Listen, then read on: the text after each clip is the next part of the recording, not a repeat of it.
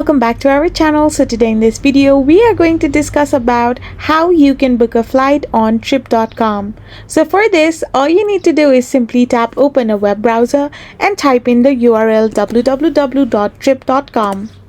Once you do this, you will end up in the official website of trip.com.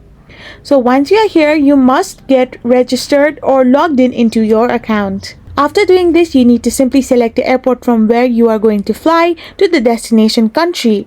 So once you do this, you need to select the date as well and then the number of passengers. So simply tap on the search button and you can find different kinds of flight that are going to fly to that destination country.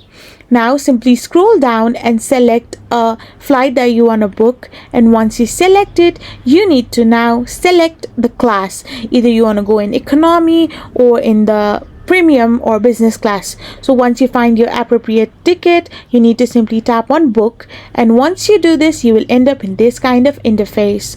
Now you can see all the details over here. So once you have seen all this, now you need to book it. So for that, you need to type in all the details about the passenger, their name, their ID, password, everything, and tap on save. Then you need to check your baggage allowance, and after you have checked on it as well, you need to now type on the state discounts and all the contact details as well.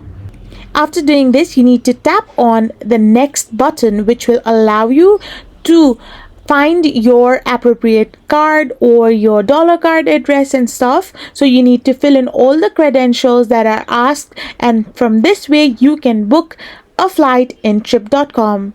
I hope you found this video helpful, so don't forget to hit that subscribe button and do give us a thumbs up. Thank you for watching.